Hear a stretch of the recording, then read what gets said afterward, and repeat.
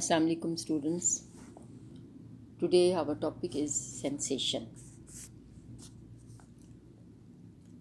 हर मुहीज कोई ना कोई असर हमारे हिस्सी आज़ा पर पैदा करता है। इसी असर को महसूस करने का नाम या हिस्स का नाम दिया जाता है। इस दुनिया में हमारे लिए हर मंज़र, हर आवाज़ और हर अमल एक स्टिमुलस या मुहीज है, लेकिन हमारे हवास उनकी एक बहुत कम तादाद को महसूस कर सकते हैं। कोई मुहीज हमारे हवास में इश्तियाल पैदा कर दे, उसको स्टिमुलेट कर दे, तो यही अमल सेंसेशन कहलाता है, जो एक सिग्नल की सूरत में आसाब के ज़रिए दिमाग तक पहुंचता है। असल में आलाते हिस्स का यानी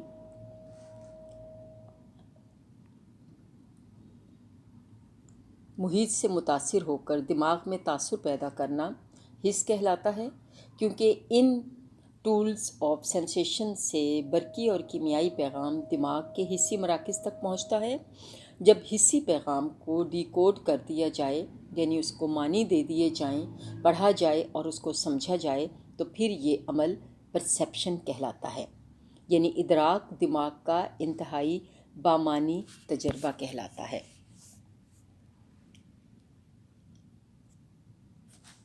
Types of sensation. There are 5 types of sensation: visual sensation, eye; auditory sensation, ear; skin sensation; olfactory sensation; and kinesthetic sensation, movement postures. इनमें सबसे अहम विजुअल एंड ऑडिटरी सेंसेशन है, और इसमें आज हम सबसे पहले विजुअल सेंसेशन यानी आई के बारे में पढ़ेंगे। इंसानी आँख एक ख़ास तरह का हिस्सी उज़ू है, जिसके कई हिस्से हैं। ये जानने के लिए कि रोशनी की शुआएं किस तरह से आँख के मुख्तलिफ़ हिस्सों से गुज़रती हुई आँख के अंदरूनी पर्दे यानी रेटिना पर अक्स बनाती हैं, हमें आँख की मुकम्मल स्ट्रक्चर और उसकी फंक्शनिंग का मुताला करना होगा। स्ट्रक्चर ऑफ आई। आँख गेंद की तरह से गोल है। आँख के बॉल्स को 6 मुख्तलिफ मसल्स थाम के रखते हैं और दोनों तरफ उसकी मूवमेंट को कंट्रोल करते हैं और मुमकिन बनाते हैं। दोनों आँखों के बॉल्स दाएं और बाएं जानिब एक साथ मुड़ते हैं, मुखालिफ सिमतों में नहीं। आँख के बैरूनी पर्दे का नाम कॉर्निया है। इस गिलाफ का वो हिस्सा जो आँख के सामने है, ये बिल्कुल साफ़ और शफाफ है। कॉर्निया के पीछे रंगीन हिस्सा आइरिस कहलाता है। कॉर्निया और आइरिस के दरमियान जगह एक साफ़ शफाफ मादे से भरी होती है। इस शफाफ मादे को एक्वस ह्यूमर यानी आबी रतूबत का नाम दिया जाता है। आइरिस के दरमियान एक सुराख होता है। इस सुराख का नाम आँख की पुतली है। ये सुराख बात मसल्स की मदद से छोटा और बड़ा भी हो सकता है, ताकि ज़रूरत के मुताबिक रोशनी आँख में दाखिल हो। दरअसल ये सुराख कैमरे के अपर्चर की तरह है और वही काम करता है। कैमरे का अपर्चर भी तेज़ रोशनी में घटाया और कम रोशनी में बढ़ाया जा सकता है।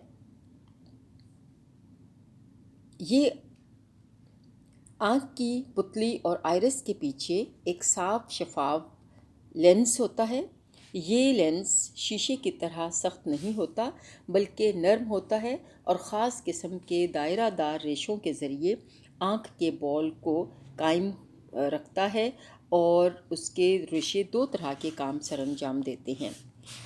अदसे को मरकज़ी शक्ल में कायम रखते हैं और अदसे की शक्ल में तब्दीली ला सकते हैं, यानी अदसे की मोटाई को कम या ज़्यादा कर सकते हैं। करीब की अशिया को फोकस करने के लिए इसकी मोटाई में इजाफ़ा हो जाता है, और दूर की अशिया को फोकस करने के लिए इसकी मोटाई में कमी आ जाती है। अदसे के पीछे भी एक बड़ा चैम्बर होता है, और ये जेली जैसे मादे से भरा हुआ होता है, और इसको विटोरियस ह्यूमर कहा जाता है। इंसानी आँख के 3 पर्दे होते हैं। Number 1 sclerotic coat, number 2 choroid layer and number 3 retinal layer. ये बैरूनी सख्त और सफ़ेद पर्दा आँख के ढेले को ढांपे हुए होता है। ये गिलाफ एक सफ़ेद मादे की तरह होता है और आँख की हिफाजत करता है। यही गिलाफ जो आँख के बिल्कुल सामने हिस्से में बिल्कुल शफाफ होता है, कॉर्निया कहलाता है। कॉर्निया आँख की हिफाजत करता है और रोशनी को बग़ैर किसी रुकावट के आँख में दाखिल करता है। आँख के बॉल के पीछे दरमियानी पर्दा है। इसमें खून की रगें पाई जाती हैं और आइरस में ब्राउन रंग के पिगमेंट सेल पाए जाते हैं जो रोशनी की फालतू शॉओं को अपने अंदर जज्ब कर लेते हैं और अक्स को धुंधलाने नहीं देते। रेटिनल लेयर ये आँख का अंदरूनी हिस्सा है। ये आँख का सबसे हसास हिस्सा है। आँख के इस पर्दे में दो तरह के खुलियात हैं और इनको रोड्स और कोन्स कहा जाता है। इन रोड्स में रोशनी की हिस्स बहुत तेज़ होती है। ये इतने हसास होते हैं कि कम रोशनी का असर भी कबूल कर लेते हैं। इनके ज़रिए हम अशिया को कम रोशनी में देख सकते हैं और इंसानी आँख में इनकी तादाद करोड़ों में पाई जाती है। कोन्स ये खुलिये तेज़ रोशनी में बेहतर काम करते हैं और मुख्तलिफ़ रंगों के लिए सेंसिटिव हैं। कोन्स 3 तरह के होते हैं। पहली किस्म सुर्ख रंग के लिए सेंसिटिव होते हैं, दूसरी टाइप सब्ज़ रंग के लिए और तीसरी टाइप जो है वो ब्लू कलर के लिए सेंसिटिव होते हैं। येलो स्पॉट और फोविया रेटिना में उस जगह वाक़ई है जो आँख के अदसे के बिल्कुल मुकाबिल होता है और इस हिस्से में रोड्स और कोन्स की बहुत ज़्यादा मिकदार पाई जाती है और इस हिस्से पर शुआओं के ज़रिए बनने वाला अक्स या इमेज ही मुकम्मल तौर पे दिमाग की तरफ जाता है। ब्लाइंड स्पॉट ज़र्द नुक्ता से ज़रा हटकर नीचे की तरफ जहाँ से ऑप्टिक नर्व दिमाग की तरफ जाती है तारीक नुक्ता होता है। इस हिस्से पर आसाबी खुलियात नहीं होते, इसलिए ये हिस्सा रोशनी के लिए सेंसिटिव नहीं होता, बल्कि इस मकाम पर कोई इमेज नहीं बनता, इसीलिए इसको ब्लाइंड स्पॉट या तारीक नुक्ता कहा जाता है। तारीक नुक्ता के एरिया में ऑप्टिक नर्व पाया जाता है। ये ऑप्टिक नर्व इस मैसेज को, इस अक्स को दिमाग की ऑसिपिटल लोब यानी अकबी फस तक पहुंचाता है, जिसकी वजह से हम मुख्तलिफ़ चीज़ों को ना सिर्फ देख सकते हैं बल्कि हम उसको मीनिंग्स भी दे सकते हैं कि ये क्या चीज़ है और इसका क्या रंग है। यानी मुख्तलिफ़ तरह की देखी जाने वाली तमाम अशिया का अक्स हमारे दिमाग के बसरी मराकज़ तक पहुंचता है और वहां जाके हम इसको देखने के काबिल होते हैं और हम उसको एक मीनिंग्स भी दे सकते हैं। ऑडिटरी सेंसेशन कान समात के लिए एक अज़ुए हिस्स है। ये आँख से कम इसका स्ट्रक्चर कॉम्प्लेक्स होता है और इसका समझना भी बहुत आसान है। आवाज़ की वेव्स जो हैं ये हवा में वाइब्रेशन पैदा करती हैं। हम किसी चीज़ पर जब उसको टच करते हैं या किसी खींचे हुए तार को चुटकी से उठाकर छोड़ें या बोलें तो आवाज़ की लहरें पैदा होती हैं। हवा के ज़रिए से ये मॉलिक्यूल्स आगे पीछे हरकत करते हैं और इन मॉलिक्यूल्स की जो एनर्जी है वो आसपास के मॉलिक्यूल्स को मुंतकिल होती है और तवानाई की यही ट्रांसफॉर्मेशन लहरों की शक्ल इख्तियार कर लेती है। कान के भी आँख की तरह से 3 पर्दे हैं, बैरूनी कान, दरमियानी कान यानी वस्ती कान और अंदरूनी कान। बैरूनी कान का बैरूनी हिस्सा एक लचकदार हड्डी का बना हुआ होता है। इसके साथ ही एक फनल टाइप रास्ता अंदर की तरफ जाता है। ये रास्ता एक ट्यूब की शक्ल में कान के पर्दे तक पहुंचता है। कान का पर्दा भी बैरूनी कान का ही हिस्सा है।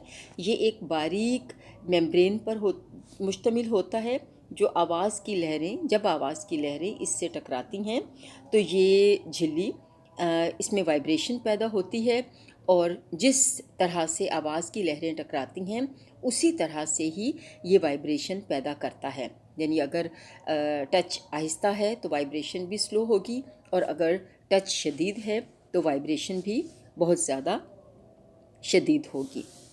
मिडल एयर کان کے پردے کے پیچھے 3 ہڈیاں واقع ہوتی ہیں: hammer bone, anvil bone and stirrup bone. یہ ہڈیاں بہت چھوٹی جسامت کی ہوتی ہیں۔ ان ہڈیوں کے نام ان کی ظاہری ساخت اور بناوٹ کے لحاظ سے رکھے گئے ہیں۔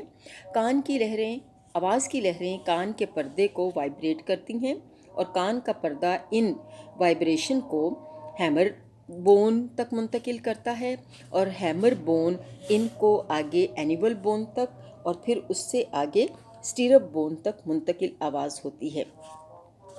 اس طریقہ کار سے تینوں ہڈیوں کی وائبریشن کی جو فریکوینسی ہوتی ہے، جو شروع میں آواز کی لہروں کی وائبریشن ہوتی ہے، وہی رہتی ہے، یعنی آخر تک آواز کی فریکوینسی وہی رہتی ہے جیسی کہ وہ آغاز میں ہوتی ہے، البتہ ان کی قوت میں اضافہ ہو جاتا ہے۔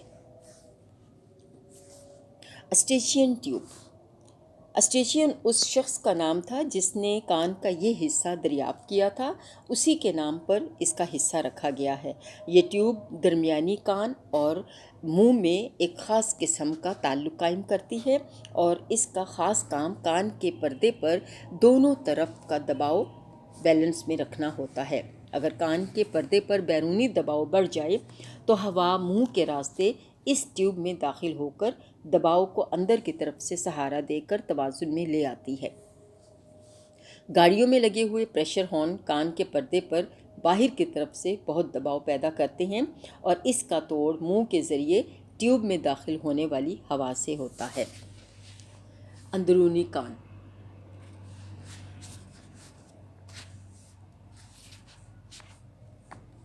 کان کے اندرونی حصے کا نام کوکلیا ہے۔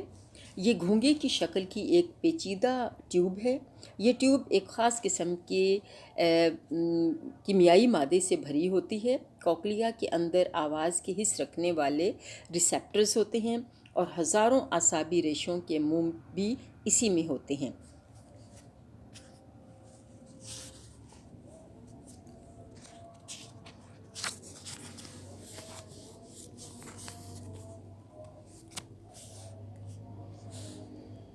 Semi circular canals. یہ آلہ اندرونی کان میں 3 نیم دائرہ ٹیوبز کی شکل کا ہوتا ہے۔ یہ آلہ اس طرح کی خاص بناوٹ رکھتا ہے کہ ہر ٹیوب دوسری ٹیوب کے ساتھ جڑی ہوتی ہے۔ ان ٹیوبز میں اور ان کے اندرونی سطح پر اعصابی ریشے ہوتے ہیں۔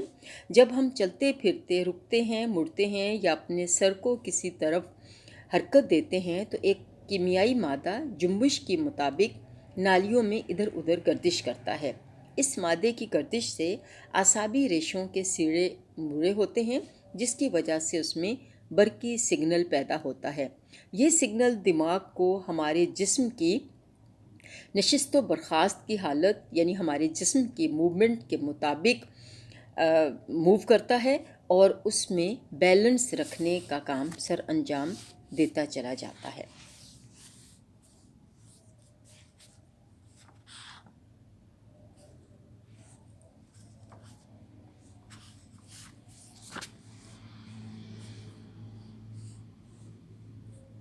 Test sensation. زبان میں ایسے حسی آلے ہوتے ہیں جو کیمیائی اجزاء کے لیے حساس ہوتے ہیں۔ اگر نمک کے ذرات انسانی جسم پر رکھ دیے جائیں تو کوئی اثر نہیں محسوس ہوگا، لیکن اگر ذرا سا نمک یا چینی منہ کے اندر ڈال دیں تو زبان دونوں کی موجودگی اور دونوں میں فرق کرنے کی صلاحیت رکھتی ہے۔ ٹیسٹ بڈ یا ذائقے کے یہ بڈز زبان کے کناروں کے ساتھ ساتھ واقع ہوتے ہیں۔ ذائقے کے یہ 4 قسم کے بڈز ہوتے ہیں۔ ذائقے کے حسی آخذے یعنی سینسری ریسیپٹرز 4 ذائقوں کے لیے 4 طرح کے ہوتے ہیں۔ وہ 4 ذائقے یہ ہیں: میٹھا، کھٹا، نمکین اور کڑوا۔ کھانے کے اجزاء ہمارے سلائیوا میں گھل جاتے ہیں اور برقی کیمیائی تبدیلیوں کا باعث بنتے ہیں۔ ذائقے کے ریسیپٹرز میں موجود عصبانیے ریشوں پہ سگنل دماغ کی طرف بھیجتے ہیں۔ اس طرح سے ذائقے کا عمل مکمل ہوتا ہے۔ اسی طریقے سے ناک کے ذریعے سے جو سانس ہم لیتے ہیں، اس ہوا کی زیادہ مقدار ان نیورون کو چھوئے بغیر ہمارے اندر داخل ہوتی ہے اس لیے کہ یہ نیورون ہوا کے راستے سے ذرا بلندی پر ہوتے ہیں، لہٰذا خوشبو یا بدبو کا اچھی طرح احساس کرنے کے لیے ہمیں ہوا کو اوپر سے تیزی سے اوپر کی طرف بھیجنا ہوتا ہے۔ اس عمل کو سنفنگ کہا جاتا ہے، اور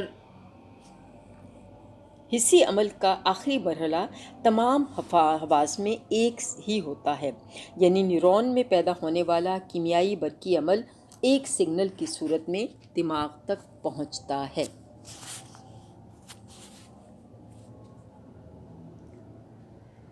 ٹچ سنسیشن۔ ہماری جلد میں 8 طرح کے اعصابی ریشے پھیلے ہوئے ہوتے ہیں۔ ان ریشوں سے بنے ہوئے حسی آلے مختلف سنسیشن کے لیے اسپیسیفائی کیے جاتے ہیں، مثلاً ٹچ، پریشر، سردی، گرمی وغیرہ۔ کسی مہیج کے اثر سے یہ حسی آلے اسٹیمولیٹ ہوتے ہیں اور برقی کیمیائی تبدیلیاں پیدا کرتے ہیں۔ یہ مالیکیولز سائنیپسز کو عبور کرتے ہیں اور واپس آ جاتے ہیں۔ اس طرح پیدا ہونے والی لہر نیورون کے ڈینڈرائٹ کو منتقل ہو جاتی ہے، اور نیورون جو پہلے برقی طور پر اعتدال میں تھا اب وہ معتدل نہیں رہتا۔ Thank you very much.